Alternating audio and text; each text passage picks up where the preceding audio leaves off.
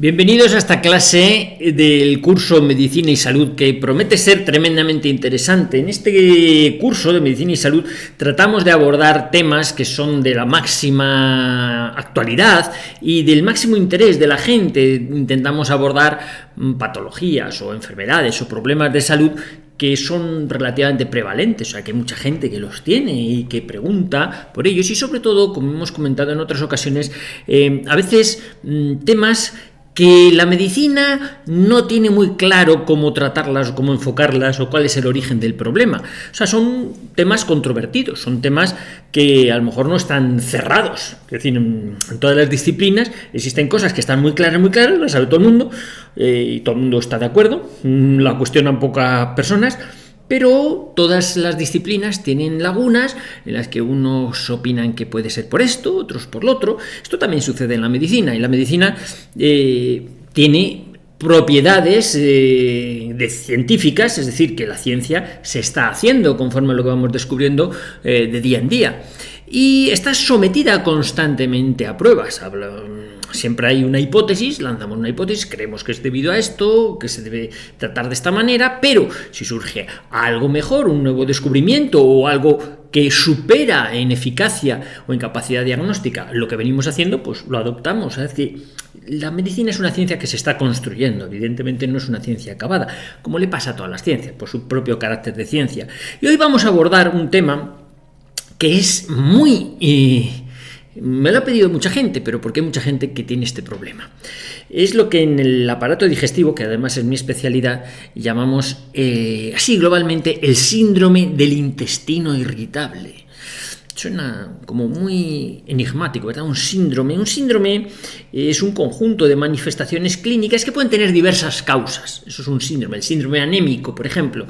Uno puede tener anemia, que es, bueno, porque tiene poquita sangre, una hemoglobina baja, por debajo de 12, de 11, de 13, depende de los laboratorios, pero cuando uno tiene poca sangre, tiene anemia. Luego habrá que averiguar a qué obedece esa anemia. Puede haber diversas causas de ese síndrome anémico. Y como tal síndrome produce una sintomatología. Pues en el caso del síndrome del intestino irritable, tenemos una serie de manifestaciones que a medida que las vaya describiendo o las vaya enumerando, la mayor parte de los que vais a ver esto vais a decir: ¡ay, eso me pasa a mí! Y eso también me pasa a mí, y eso también me pasa. Bueno, a mí eso no me pasa, pero le pasa a mi vecino, o a mi pareja, o no sé qué. Ya, lo vais a ir viendo, porque son manifestaciones intestinales muy comunes, muy frecuentes, en las cuales la característica es que no hemos encontrado una base fija, estable, única, que dé lugar a esas molestias. Con lo cual, pues se abre la caja de Pandora a todo tipo de especulaciones, que si podrá ser esto, que si podrá ser lo otro, que si podrá ser lo de más allá, no sabemos muy bien a qué puede ser debido. Y entonces abrimos la caja de Pandora, elucubraciones varias, y vamos a ver en este tema del maravilloso mundo del intestino irritable, cómo ha ido evolucionando la concepción dentro de la gastroenterología, para hablar desde cuando hablábamos los criterios de Manning y después cuando nos hemos ido reuniendo en las distintas convocatorias en Roma 1, Roma 2, Roma 3, o sea, los criterios de Roma, para intentar definir o centrar más a qué llamamos eso del síndrome del intestino irritable. Colon irritable, colon espástico, ha recibido muchos nombres a lo largo de la historia y todavía, depende de la consulta del médico que vaya, te lo va a enfocar de una manera o de otra, porque como vamos a ver, de este cajón desastre han emanado diferentes estrategias o diferentes concepciones. Unos han derivado más hacia que, bueno, pues que puede haber una permeabilidad intestinal aumentada, os suena, ¿verdad? O la microbiota, esto es una disbiosis intestinal, o como comentábamos en una de las clases, que son las que más éxito han tenido, lo del SIBO, lo del sobrecrecimiento bacteriano. Todo el mundo tiene SIBO, y ya lo dejamos un poquito aclarado qué era esto del SIBO, a qué se llamaba SIBO en una clase anterior, pero también entronca mucho con esto del intestino irritable. Se me irrita el intestino, y vamos a ver cuáles son esas manifestaciones clínicas muy heterogéneas, muy variadas. Incluso hay algunos que ya han empezado a meter el COVID persistente y cosas así. Bueno, vamos a no meternos en berenjenales que pueden dar lugar a que aquí la gente se irrite de una forma innecesaria. Clásicamente, yo siempre que hablo a los alumnos de este tema del intestino irritable, me vienen al recuerdo una de las lecciones más espectaculares, o que yo recuerdo, que nos la dio en su día pues Fermín Mearin, que es un experto en esto del intestino irritable, ¿no? Un colega un poco más mayor que yo, y que nos dio una clase sobre los trastornos funcionales digestivos. Trastornos funcionales digestivos. Es un conjunto de... ¿A qué llamábamos trastornos funcionales digestivos? Pues decía, trastorno es algo que no está bien, está trastornado, ¿no? Dije, pero realmente no sabemos si es un trastorno o es una variante de la normalidad, no sabemos si es un trastorno. Dice, funcionales, y se centraba en la palabra funcionales, dice, funcional es lo que no tiene una base orgánica, estructural. O sea, no vemos una úlcera, no vemos un cáncer, no vemos una lesión vascular, no vemos nada, no se ve nada. Un trastorno funcional no tiene un correlato orgánico, ¿eh? Entonces dice, bueno, no sabemos si es funcional o no. A lo mejor el sustrato del daño no lo hemos encontrado, pero sí que existe. Le llamamos funcional. Y decía digestivos, porque eran trastornos funcionales digestivos. Bueno, ¿realmente son digestivos o son interpretaciones que hace el cerebro de que me duele esto, me duele otro, lo demás allá, y lo referimos a que es el intestino realmente, pero no es el intestino porque son estados emocionales?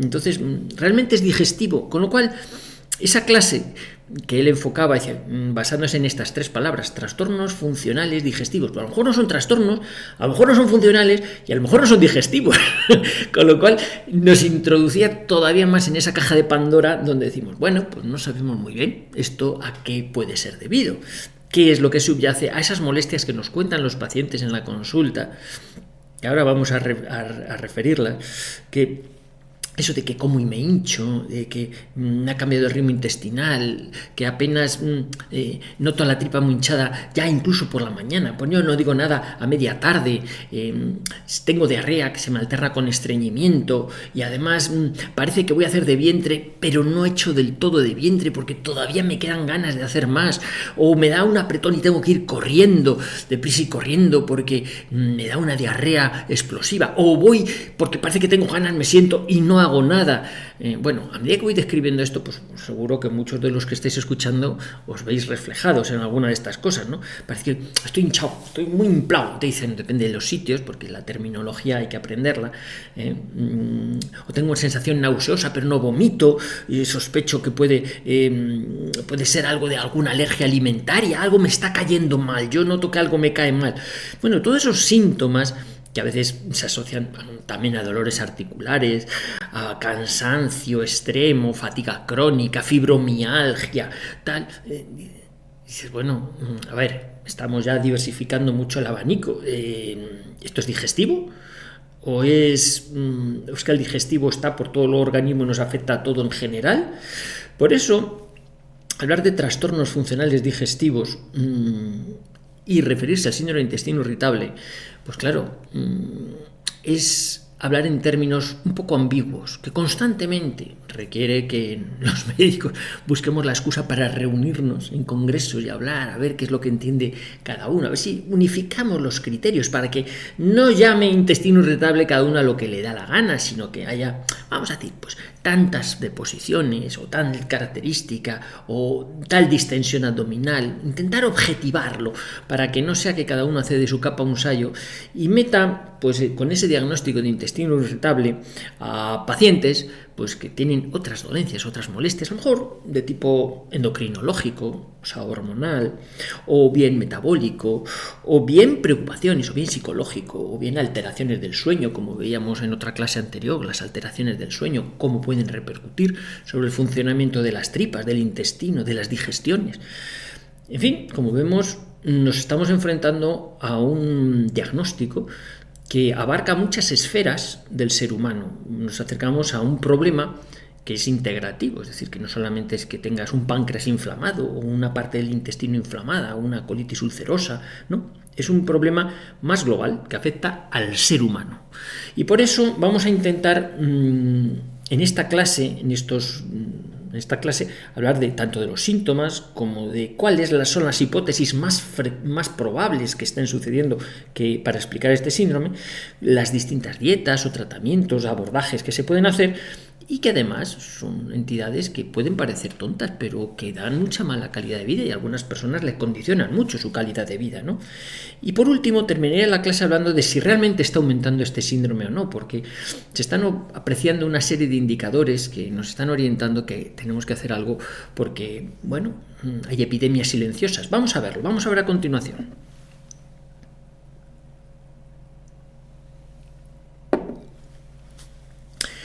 Como comentábamos, los síntomas que pueden englobarse dentro de un diagnóstico de síndrome de intestino irritable, colon espástico, vamos a llamarlo síndrome de intestino irritable, porque parece que es el más estandarizado, ¿no? Pues vienen a ser muy inespecíficos, como hemos comentado.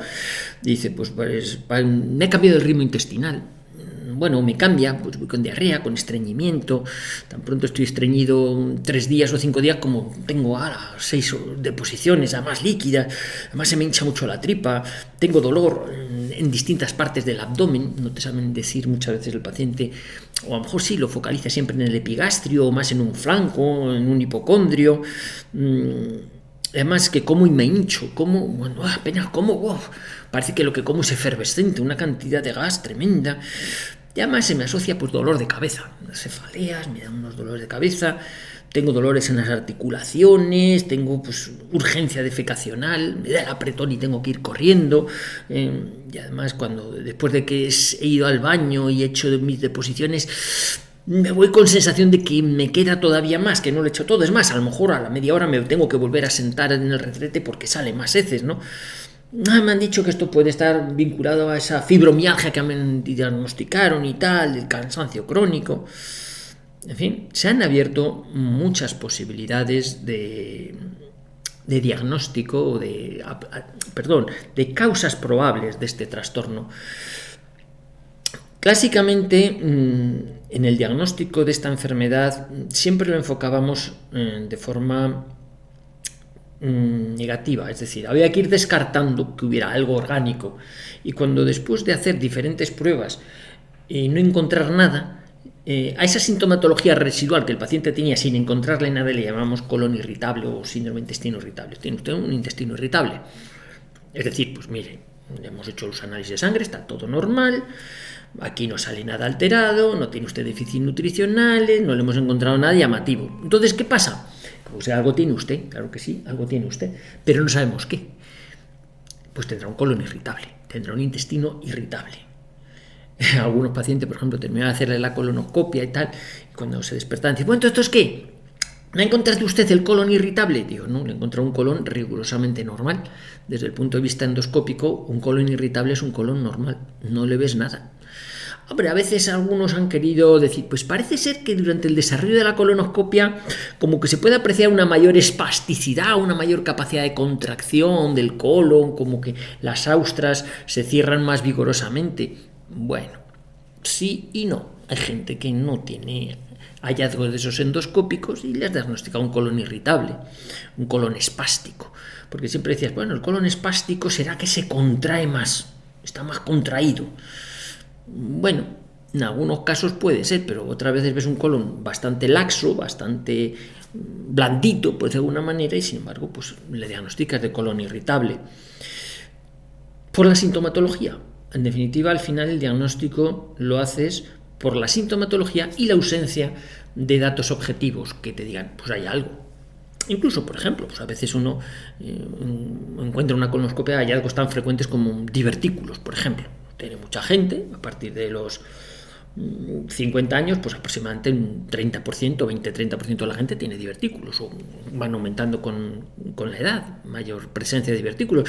Tener divertículos no suele ser fuente de ninguna molestia. Algunos sí, a algunos le da diverticulitis o diverticulitis subclínica, pero la diverticulosis, la presencia de divertículos sin más, no suele ser motivo de ningún tipo de síntomas por parte de la mayor parte de la gente que los tiene, ¿no? O sea, y es verdad que a veces la cuquería de los médicos hace y dice, bueno, pues como no he encontrado otra cosa, pues será de los divertículos, las molestias que tienen.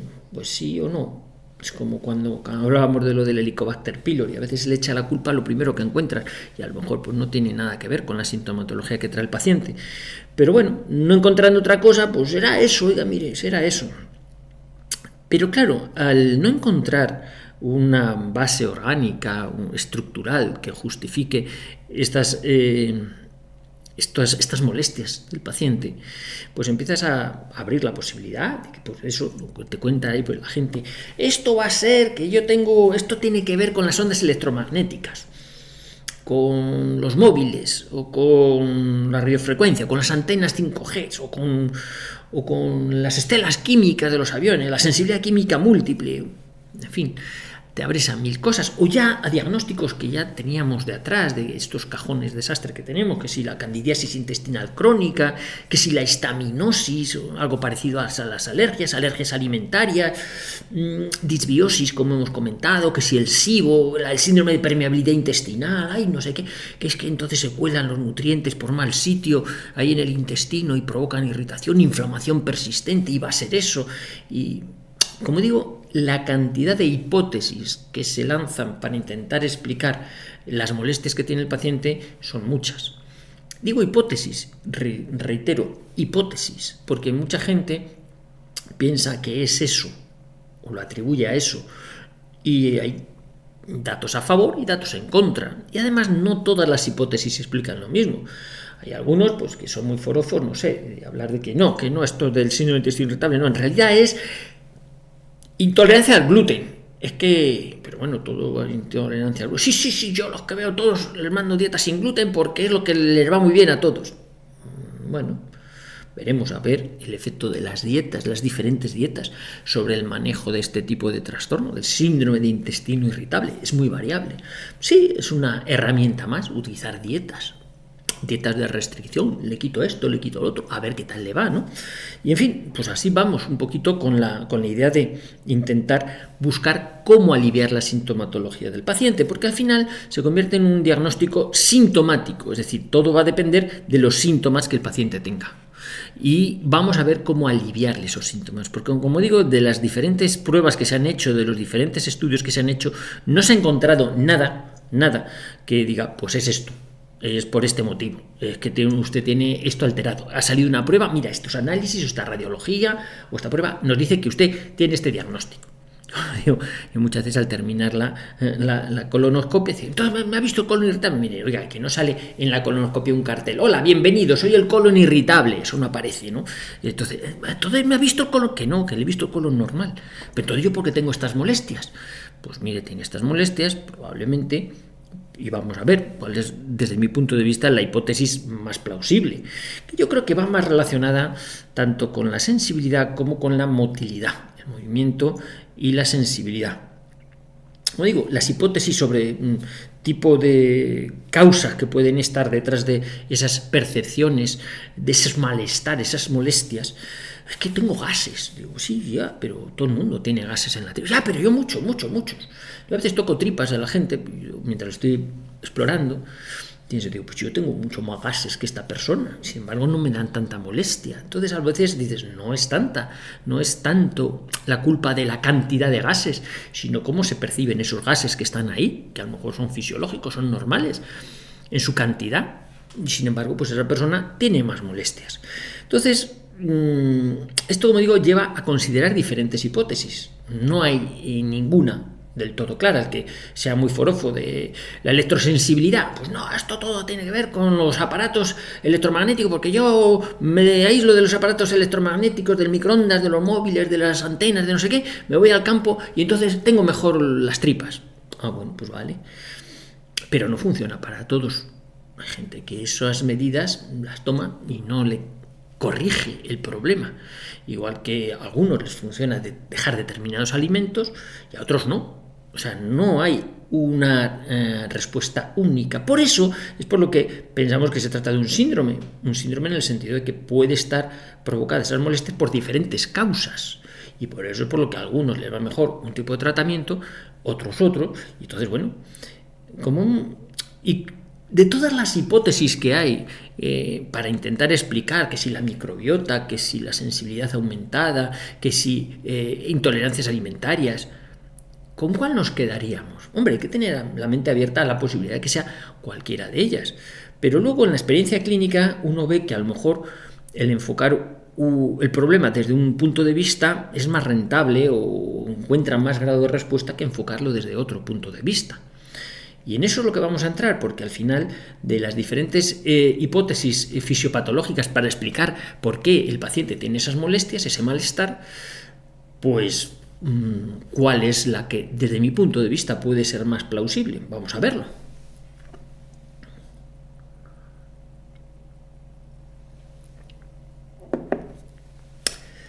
Como digo, ante unas molestias que el paciente tiene, que generalmente no son peligrosas para su vida, pero sí le pueden condicionar una alteración importante en su calidad de vida. Hay gente que a lo mejor fruto de la alteración del ritmo intestinal, pues oye, no se atreve a salir a la calle porque le da un apretón, oye, mira, es que me voy por la pata abajo y se me escapa, es que me lo hago encima y esto es muy bochornoso y entonces yo no me atrevo a salir de casa.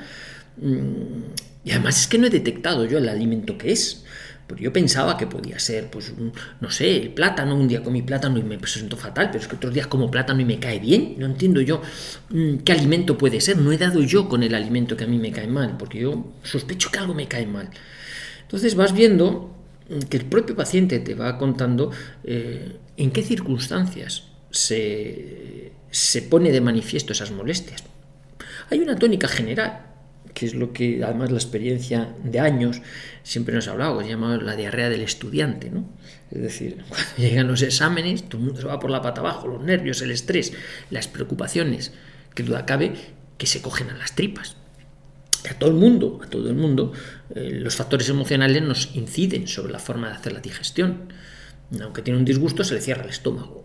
Estoy disgustado, chico, no me entra nada. Estoy en fase de duelo. Y entonces, chico, ¿qué quieres que te diga? O mira, estoy muy nervioso y me entran unas diarreas, unos retortijones. Yo sí, pero me voy de vacaciones y como que se me pasan. ¿No? O sea que vemos que el factor emocional, claro que repercute sobre las tripas. Pero solo, porque claro, el paciente cuando va con esos trastornos al médico y el médico concluye, ¡sale los nervios! ¡Ay, con los médicos! Es que todo le echan culpa a los nervios. No todo, pero una parte sí, porque evidentemente me está diciendo usted que si va de vacaciones las tripas le funcionan mejor, pues no sé, será el agua que toma en las vacaciones en lugar del que toma en su casa, no sé, pensemos en otras circunstancias, o como me decía aquel, ¿no? Dice, yo me cae mal la paella en casa de mi suegra. Digo, en tu casa no, en mi casa no me cae mal, pero en casa de mi suegra sí me cae mal. Y claro, yo le decía, bueno, será la paella que hace tu suegra. Y dice, no, pero es que en casa de mi suegra yo también hago la paella, pero me cae mal. Pues será la casa de tu suegra lo que te cae mal, porque si encima tú eres el que hace la paella, ¿qué quieres que te diga?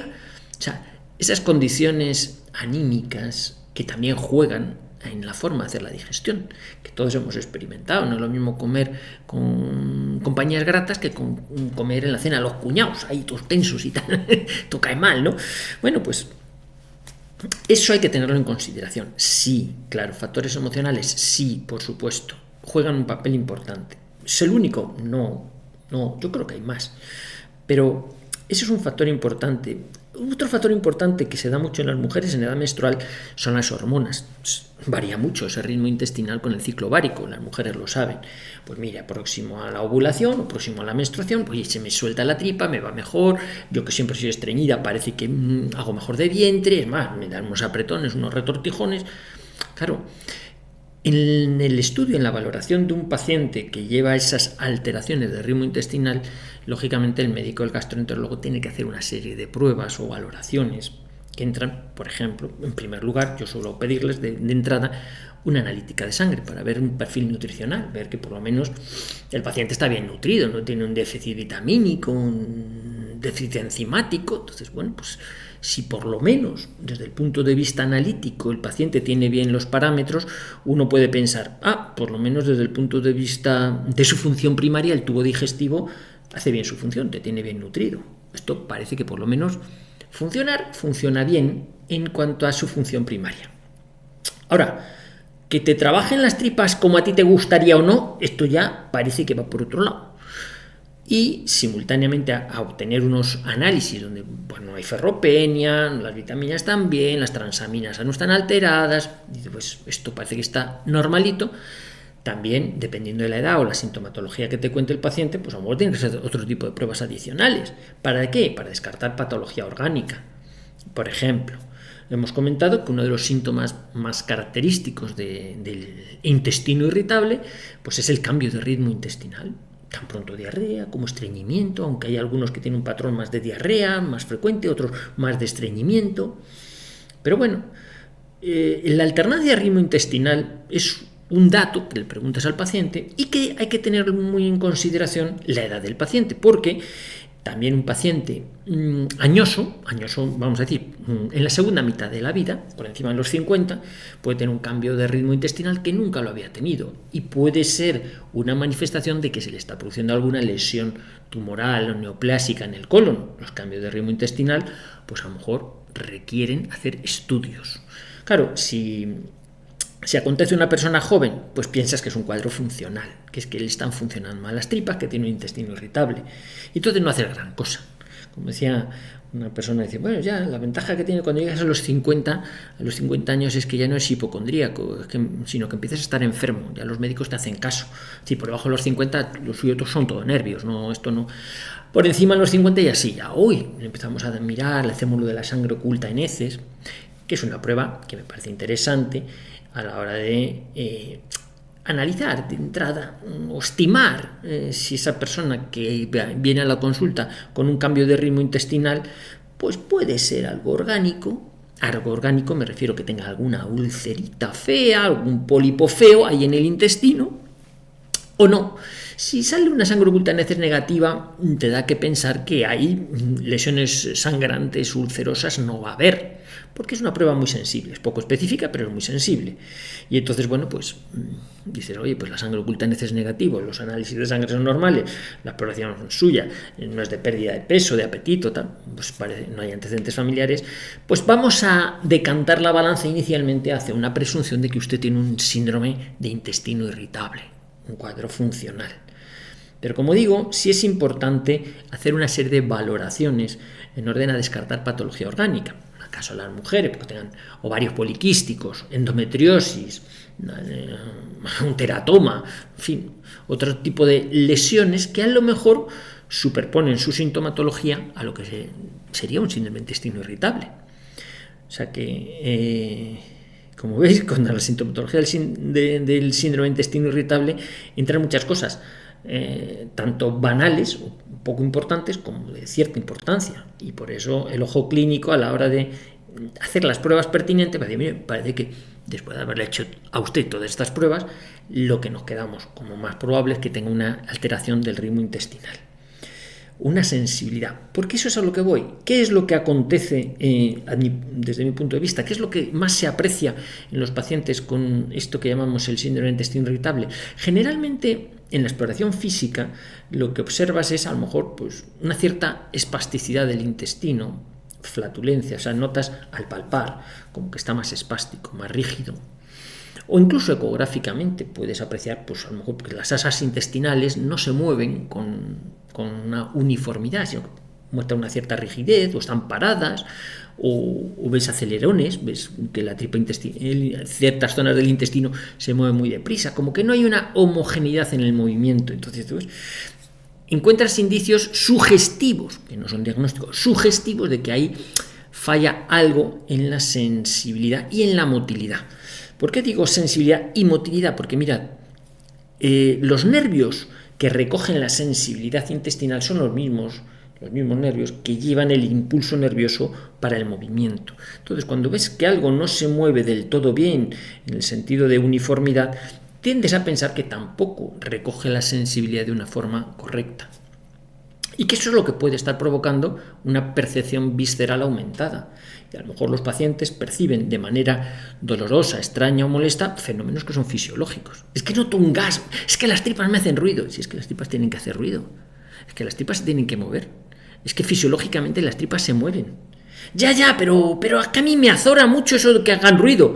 Bueno, si usted se pone nervioso porque las tripas le hacen ruido, el problema lo tiene usted, no sus tripas. Es como el que dice, doctor, que el corazón me late. Dice, pues muy bien, si es lo que tiene que hacer el corazón. No, pero es que yo lo noto. Bueno, pues entonces haremos para que usted no lo note, pero no le vamos a parar el corazón. Entonces, Esos fenómenos fisiológicos, como digo, a veces se perciben como anormales y eso puede generar una sintomatología, un malestar. Hay que explicarlo al paciente, pero además hay que ponerle tratamiento. Los tratamientos, el abordaje para esto del intestino irritable son muy variados, como vamos a ver a continuación.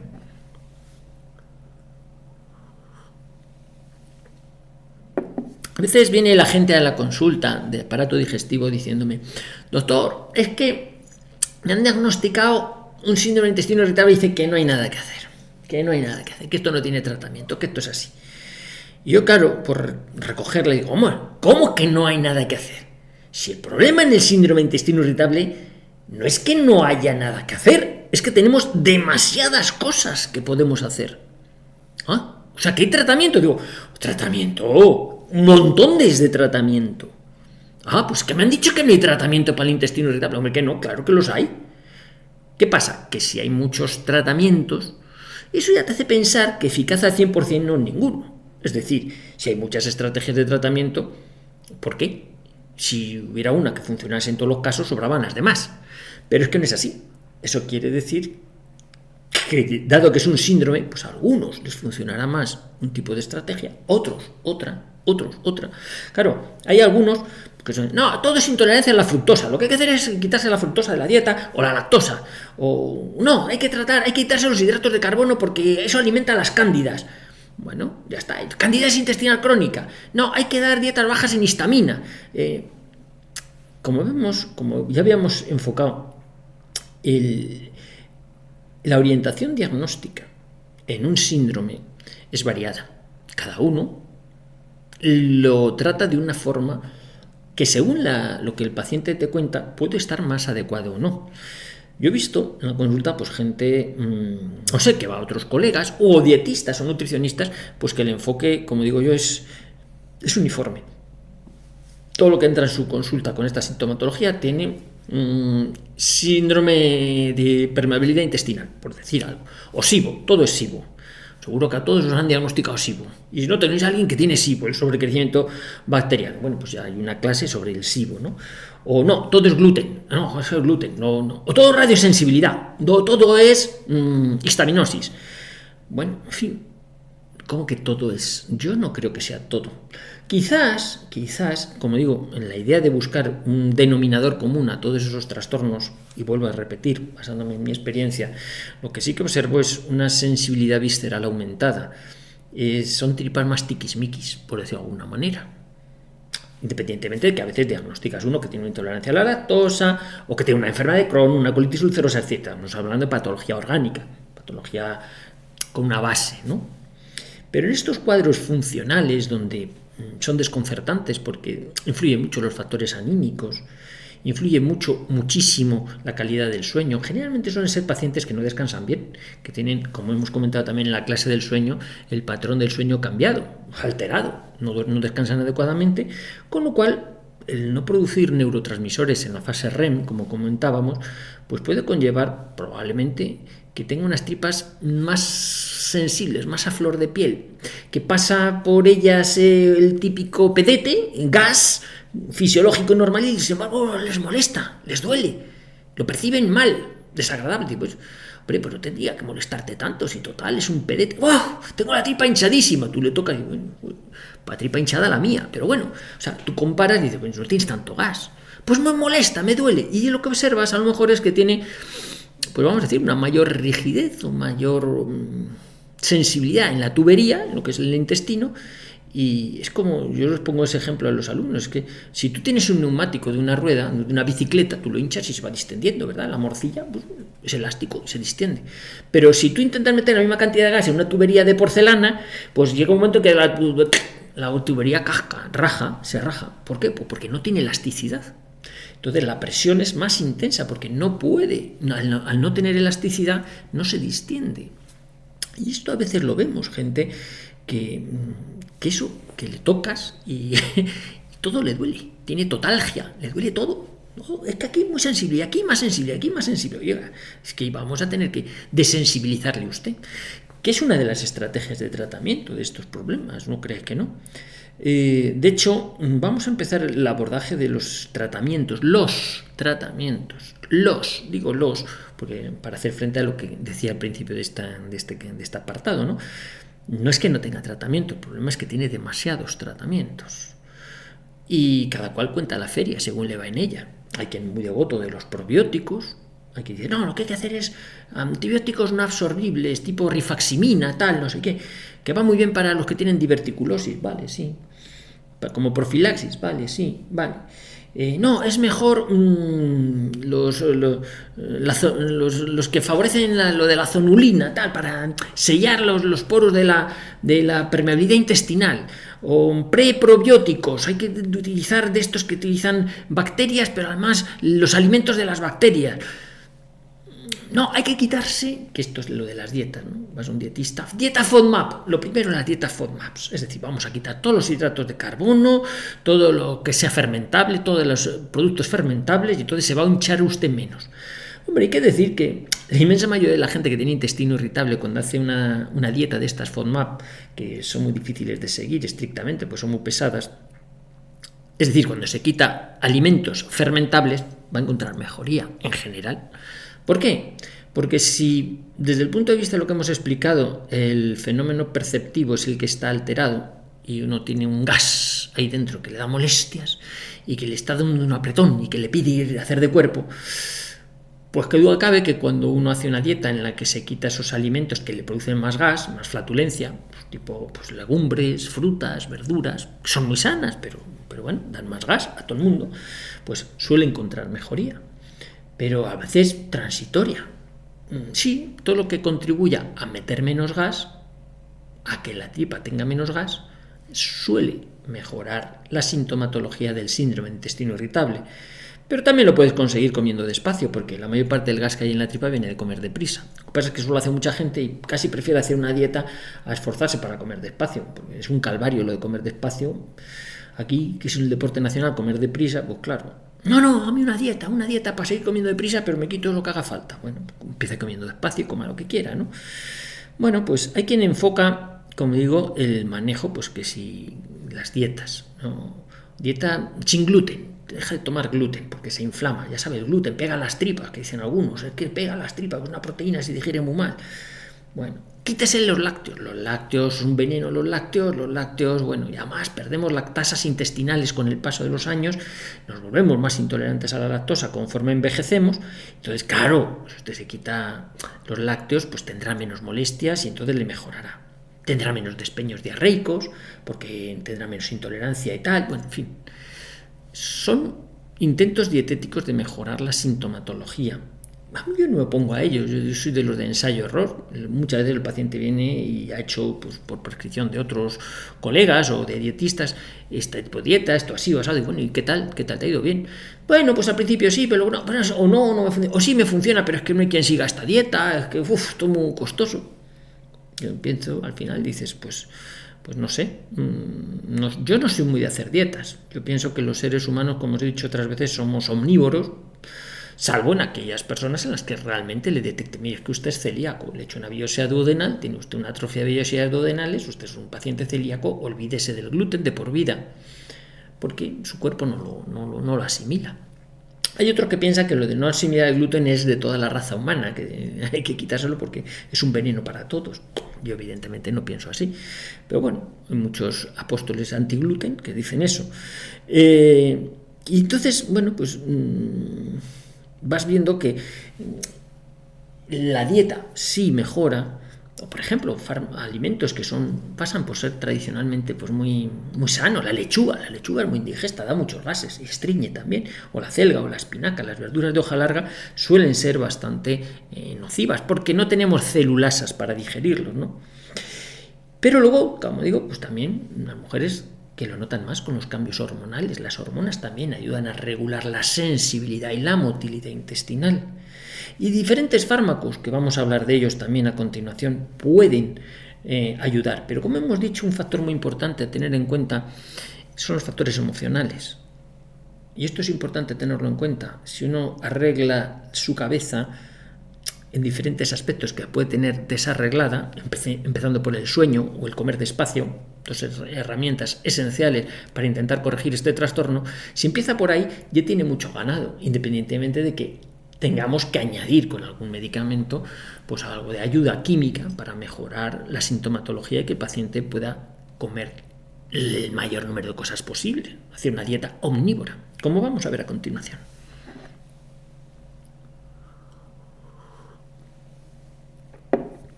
El tratamiento del síndrome de intestino irritable, esa entidad tan frecuente que tiene tanta gente, es variable.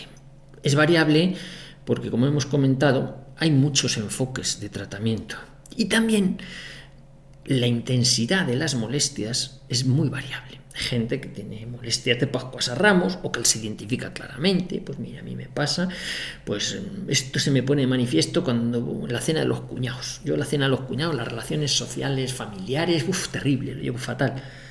Y solo me pasa entonces, bueno, pues ya está. Qué duda cabe que en esas circunstancias uno piensa, dice, bueno, el factor es claramente emocional, o no. O dice, pues cuando me voy de vacaciones a Alicante, allí a pie de mar, en vez de estar en la montaña, me va mejor. Bueno, influye la presión atmosférica, o la presión en el trabajo que no la tienes. Cuando estás en el trabajo tienes una presión que no la tienes cuando estás de vacaciones. Sí, esos factores que hemos dicho que son emocionales y claro que influyen sobre la sensibilidad y la motilidad de las tripas. Pero, ¿qué podemos hacer en un mundo en el que cada vez tenemos más condicionantes estresantes que se nos cogen a las tripas? Esto que las madres decían antes, se lo cogen los nervios al estómago a este chiquillo. Pues sí, ese chiquillo tiene 45, 50 años y sigue siendo el chiquillo de antes y se le va por la pata abajo.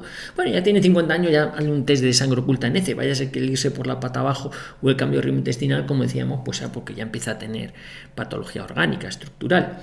Porque un paciente, importante tenerlo en cuenta, que tiene síndrome de intestino irritable, tiene el mismo riesgo, no más, pero tampoco menos, de desarrollar patología orgánica. No es que porque tengas un síndrome de intestino irritable tienes más riesgo cuando seas mayor de tener un cáncer de colon o una colitis ulcerosa o Alzheimer, ¿no? Tienes el mismo riesgo que el resto de la población. Pero hay que pensar que esa sintomatología que tú arrastras desde toda tu vida porque tienes un intestino nervioso, pues puede superponerse esa sintomatología a otra que se desarrolle cuando seas más mayor, cuando tengas unos años y a lo mejor pues por problemas degenerativos pues van apareciendo cosillas que haya que tratarlas, ¿no? O sea, no es de recibo una persona que a la consulta, que a veces me ha pasado, ya no sé qué, y qué tal, pues bueno, las tripas lo de siempre, pues que a veces diarrea, a veces estreñimiento, ya sabes, mi intestino irritable, el de toda la vida, que sube, que unos eructos, que no sé cuánto, de vez en cuando que cago sangre, ¿cómo? Eso no va con el síndrome de intestino irritable. No, bueno, esto será de lo mismo, digo yo. No tiene por qué ser de lo mismo. O sea, si usted al hacer de vientre echa sangre, pues hará unas hemorroides, pues será un problema de pólipos o de ulceración de la mucosa, y eso habrá que verlo, pero eso no es un síndrome de intestino irritable. No, pues a mí me han dicho siempre que era un intestino irritable. Siempre sí, pero si además aparece esto, ya puede ser eso y además otra cosa. Es a lo que voy, ¿no? Entonces, bueno, como digo, la distinta gravedad de afectación de las molestias es lo que nos lleva a ponderar las distintas medidas, la intensidad en las medidas terapéuticas. Habrá que ser más o menos exigente en función de lo que te limite la vida. La calidad de vida es lo que marca. Dicen, yo solo me encuentro mal pues cuando tomo muchas bebidas carbonatadas, o salgo con los amigos, o pues entonces mira, habrá que limitar las bebidas carbonatadas o lo que sea, ¿no? Y como digo, a veces de la exploración física lo que observas es una alteración en la motilidad, como una cierta espasticidad, como una cierta falta de uniformidad en el movimiento de las tripas, como que aquello está más espástico, más añusgado, que dicen aquí en Segovia, más encogido, más tenso. Y dices, bueno, ¿y esto? Y que muchas veces está influenciado, como sabéis, por factores emocionales. Mire, que ahora en el trabajo tenemos una inspección por parte de Hacienda, estoy yo que vamos, que tengo que cerrar este expediente como sea, porque patanín, patatán. Claro, tener una situación estresante adicional que se te coge a las tripas. ¿Entendéis? Pues eso lo sabe cualquiera. Y la mayor parte de la gente que viene a la consulta lo sabe, ya te lo confiesa. Lo que pasa es que a veces cuando se prolonga eso, o ha pasado la situación supuestamente estresante, o no encuentra un estresor aparente para justificar esas molestias, dice, bueno, yo sospecho que son los nervios de toda mi vida, pero como ya tengo una edad, no vaya a ser que sea algo más aparte de eso, y por eso vienen a hacerse pruebas, análisis, endoscopias o lo que sea, ¿no? Por eso digo que es importante tener en cuenta que la patología funcional puede coexistir con patología orgánica, sobre todo a partir de los 50 años, ¿no? En el caso del aparato digestivo, ¿no? Entonces, ¿qué medidas terapéuticas podemos poner? Como hemos dicho, dietas. La más importante medida dietética, intentar comer despacio. Sí, evitar alimentos que producen más flatulencia. Yo no soy muy talibán, yo no digo no los tome, digo tómenlos en la menor medida posible. En lugar de un plato de lenteja, pues un plato de lentejas. Pues tómela, pero tome menos. Sobre todo, coma despacio, porque se mete mucho gas cuando uno come deprisa. Intente llevar un ritmo regular de vida en las comidas, en el descanso, muy importante. Es que lo de acostarme tal antes de medianoche es muy difícil, porque yo día sí, día no, tal, no sé qué. Bueno, entonces estamos jugando hormonalmente a desconcertar al intestino. Estamos haciendo que esté más tiquismiquis, más a la que salta.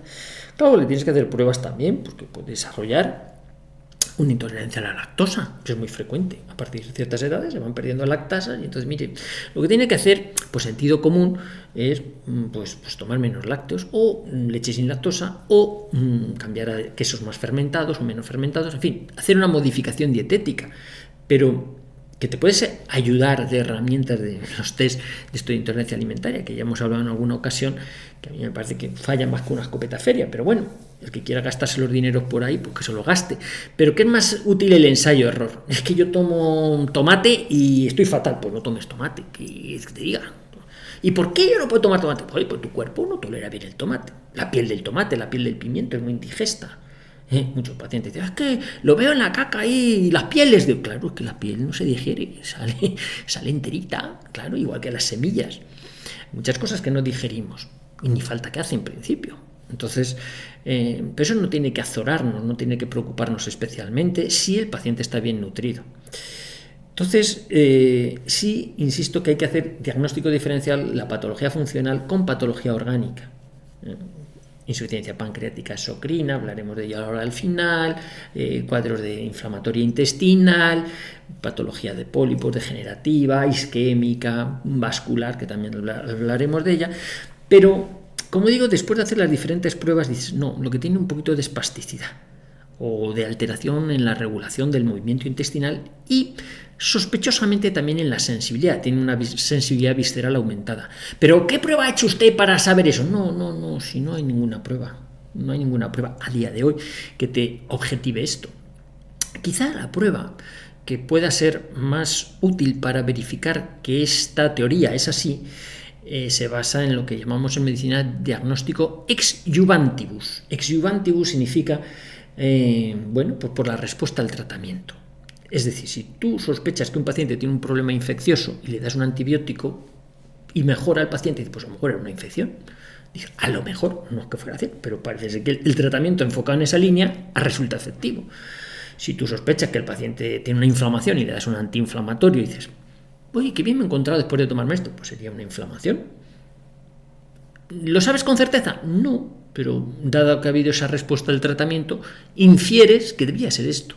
Algo parecido utilizamos en el diagnóstico del intestino irritable, del síndrome del intestino irritable. Dice, bueno, sospecho que puede haber una sensibilidad visceral aumentada, o pues vamos a dar desensibilizantes que van desde el pinaverio o benzodiazepinas tipo Lexatin, que va bien a dosis bajas, o prucalopride, antiespasmódicos tipo pues buscapina, espasmoctil, bueno, a veces levosulpirida, y entonces dices, bueno, y todos estos espasmolíticos, todos estos fármacos que de alguna manera tienen su objetivo en relajar el músculo liso que envuelve a la tubería, al tubo digestivo que está envuelto de músculo liso, si funciona, dice, pues si funciona en el sentido de que el paciente encuentra alivio, pues a lo mejor es que por ahí van los tiros. Lo que tenemos que hacer es buscar algo que regule el movimiento intestinal y lo desensibilice de manera que el aire, las heces sigan circulando por el interior del tubo digestivo, por la tubería, que es lo que tiene que hacer, pero que eso no genere información negativa al cerebro. Decir, ¡ay, me duele! Ha pasado un pedete por aquí, ha pasado... No, si es lo que tiene que hacer. O sea, es que el intestino se convenza de que lo que está pasando por ahí es normal y no tiene que mandar señales de alerta de malestar. ¡Ay, me da el retortijón, tengo que ir corriendo al baño! No, simplemente es serenar las tripas. Esto es fisiológico, esto es normal, no te alteres. Pero cuando la respuesta a esos tratamientos resulta eficaz, no hay que perder de vista un factor muy importante a tener en cuenta, que es el que hemos apuntado, el emocional. Y de eso quiero hablaros en la última parte, porque eso, junto con el sistema inmunológico, creo que es la explicación de por qué el síndrome de intestino irritable va en alza. Estamos ante una epidemia de pacientes con intestino irritable. Vamos a verlo en la parte final de esta clase.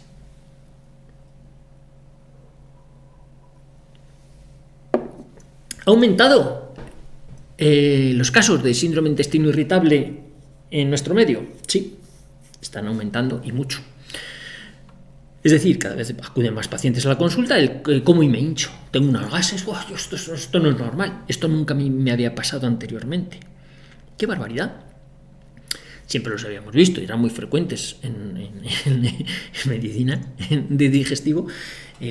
Mira qué tripa tengo yo una colección, como digo, de fotografías así de lateral de barrigas de pacientes, casi siempre mujer, pero también hombre, enseñándome su embarazo vespertino, así a media tarde. Mira qué barriga me sale, cómo se me hincha la tripa a media tarde. Tengo una colección, o sea, como digo yo, el embarazo de la tarde, porque luego por la mañana se van a dormir y se tiran los pedos, los eructos y se queda la tripa planita y empiezan el día desde cero normal. Y luego se vuelven a hinchar otra vez, ¿por qué? Porque vuelven a comer deprisa, la ansiedad, el estrés de vida hace que te vayas hinchando. Claro, dice, bueno, vale, si me lo explica así, pues como que me quedo un poquito más tranquilo, porque parece que es algo que no es peligroso, aunque sea molesto. Ya, pero no vaya a ser que sea algo más. Y ahí es donde va la gente a la consulta a preguntar, ¿tendré yo alguna intolerancia? Y esto que he oído yo del SIBO y esto que he oído yo hablar yo no tengo muy claro, a ver si va a ser una disbiosis, a ver si va a ser un tumor, a ver si va a ser una IP, una insuficiencia pancreática exocrina, a ver si va a ser una celiaquía, a ver si va a ser una colitis ulcerosa. Ya se hacen preguntas, ¿no? Normalmente, como decíamos en el apartado anterior, hacemos la valoración clínica de descartar patología orgánica, de ver que no hay signos de alarma, de una exploración física que nos diga, pues parece que esto puede estar relacionado, vinculado a alteraciones motoras sensitivas de sus tripas, y podemos emplear este fármaco, este otro, más allá, dependiendo cómo sea la sintomatología del paciente. ¿Has detectado algún alimento que realmente le caiga mal? Pues mire, la cebolla, pues quítese la cebolla, o tome menos cebolla, o el ajo. Bueno, es que este dietista es antiajo. Bueno, pues muy bien, habrá dietistas antiajo, otros que son antigluten, otros que son anti, ¿no? Yo no soy anti nada, yo digo, depende de la tolerancia de cada uno. Entonces, lo que sí que veo es que cuando alguno de los fármacos que damos en orden a relajar el músculo liso se sigue de una mejoría significativa del paciente, que las molestias le mejoran de forma significativa o le desaparecen, a mí me sugiere que ese paciente puede ser candidato a hacer psicoterapia, modificación de conducta, sobre todo si en el anamnesis, en el recuerdo, o sea, en lo que se ha ido la recogida de datos, tú ves que es un paciente pues, que vive al 200%, que vive por encima de sus posibilidades en el aspecto de estrés, no digo solo laboral, emocional, familiar, todo eso que nos afecta en un mundo como en el que estamos tan podridito en muchos aspectos, pues que repercute sobre el estado de ánimo, que hace que no comamos despacio, que no disfrutemos con la comida, que estemos preocupados, que nos altere el patrón del sueño, que no podamos conciliar bien el sueño. Todo eso lo metéis junto y se coge a las tripas. Entonces, cuando yo veo que el bloqueo de este sistema, en el sentido de adormecer, anestesiar o modular esa función nerviosa del intestino, le mejora, dice, bueno, a lo mejor lo que tiene que hacer usted es un poquito de modificación de conducta, ¿no? O sea, cambiar el chip. Hay mucha gente que este trastorno, por ejemplo, le funciona muy bien el Lexatin de 1,5 miligramos, bromazepam, por no decir una marca, es de todos conocido, bromazepam es Lexatin, 1,5 miligramos. Oye, si toma uno, oye, qué bien me encuentro de mis molestias. Si eso le funciona, lo que está hablando es a favor de que hay que amueblar un poquito mejor la azotea, es mi consejo. ¿Por qué? Porque muchos problemas arrancan de ahí, es decir, el organismo se queja porque usted está viviendo peligrosamente, está sometiendo a un estrés a sus tripas se quejan. Todo lo que hacemos es desensibilizar químicamente. Yo siempre digo que darte un fármaco para quitarte las molestias es como darte un flotador para que no te ahogues. Pero lo importante en la vida no es ir con flotadores, aprender a nadar, y eso lo hace la psicoterapia. Modificación de conducta. ¿Que es útil? Complementaria, sí, pero hay algunos que dicen, yo no quiero hacer cursillo para nadar, yo quiero mi flotador y cuando se ponga el mar revuelto me engancho al flotador y ya está. Pero que hay algunos que viven permanentemente en un mar revuelto, es que toda su vida están agarrados al flotador. Es malo en sí mismo por aquello de, uy, se va a enganchar a las drogas.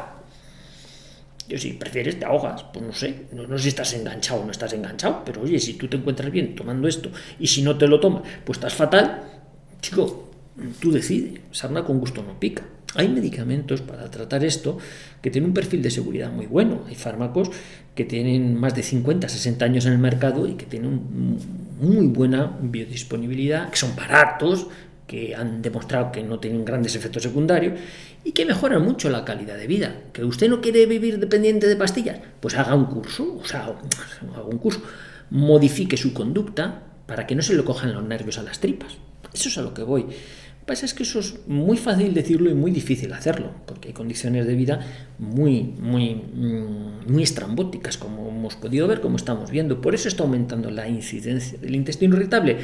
Por eso, por los factores emocionales, que van en aumento, el grado de caos que la gente tiene, y por la alteración del sistema inmunológico, que lo hemos apuntado con ocasión de otras clases, en la que, qué duda cabe que el sistema inmunológico en el aparato digestivo es fundamental. Hay una barrera de IgA, de inmunoglobulina A y de linfocitos a lo largo de todo el sistema digestivo, que probablemente se ha visto alterado o modificado pues a raíz de efectos secundarios de determinados pinchazos que se han puesto con ocasión de una supuesta pandemia que ha habido.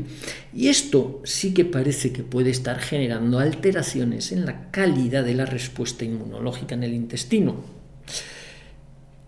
que unido al anterior pues nos puede explicar por qué puede haber factores emocionales y factores orgánicos no muy bien estudiados o difíciles de estudiar que están poniendo de manifiesto que el aumento de pacientes con problemas intestinales que podrían adscribirse al síndrome de intestino irritable va en aumento. Independientemente de que hay otros trastornos, como hemos apuntado, por la insuficiencia pancreática exocrina, que también pues, parece que los páncreas están funcionando peor, digieren peor los alimentos, se digieren peor y esto puede ser una fuente de molestias en el tubo digestivo que en parte se superponen a lo que llamamos síndrome de intestino irritable. Lógicamente, si se diagnostica una IP, una insuficiencia pancreática exocrina, que esto se hace con determinación de una enzima que se llama elastasa fecal, si la elastasa fecal está muy baja, te hace un diagnóstico de IP, no puedes propiamente decir que el paciente tiene un síndrome de intestino irritable, aunque lo tenga, que también lo puede tener, pero lo que tiene prioritariamente es una insuficiencia pancreática exocrina que hay que ponerle tratamiento con enzimas pancreáticas. Pero eso, como dice Michael Ende, será otra historia que será contada en otra ocasión. O sea, problemas pancreáticos los trataremos en otra clase. Pero lo que quería terminar esta clase hablando mostrando que la patología funcional es lo que suele estar detrás de lo que llamamos síndrome de intestino irritable, que a lo mejor en el futuro descubrimos que esa base funcional pues se debe a una enzima que anda abajo, que no lo teníamos identificado, pero a día de hoy no tenemos una ficha o una prueba que nos haga el diagnóstico de síndrome de intestino irritable. Lo hacemos por exclusión, habiendo descartado otras patologías que pueden coexistir también, pero en principio esas sintomatología en ausencia de otra causa que lo explique, pues nos llevan a este diagnóstico. El diagnóstico hay que creérselo porque es real, hay que hablarlo con el paciente, hay que estudiar en qué circunstancias se produce, cuál es su calidad de vida y valorar si hace falta un tratamiento dietético o farmacológico y negociar con él, porque en función de la respuesta a las medidas que adoptemos, pues habrá que negociar cuánto tiempo llevarlas adelante, si se podrán quitar o no, si el problema se transforma en algo crónico, o si es estacional, o si es transitorio, vinculado pues, a una situación emocional transitoria que se va a resolver o no. Todo eso analizarlo, porque En medicina lo que interesa es que el paciente vaya lo menos posible al médico. Por lo menos a mí es lo que me interesa. Otros dirán, no, la medicina lo que quiere es cronificar y que cada vez haya más pacientes. Pues yo no quiero que el paciente dependa del médico, quiero que conozca su proceso de enfermar y qué es lo que tiene que hacer él como paciente para intentar no estar enfermo, qué es lo que le está perjudicando para que deje de hacerlo, modifique su conducta y tenga una vida más sana y más feliz y más alejada de los médicos, que ahí es donde está la verdadera salud. Bueno, pues esto es lo que da de sí el síndrome, el maravilloso mundo del intestino irritable. Que lo disfrutéis mucho.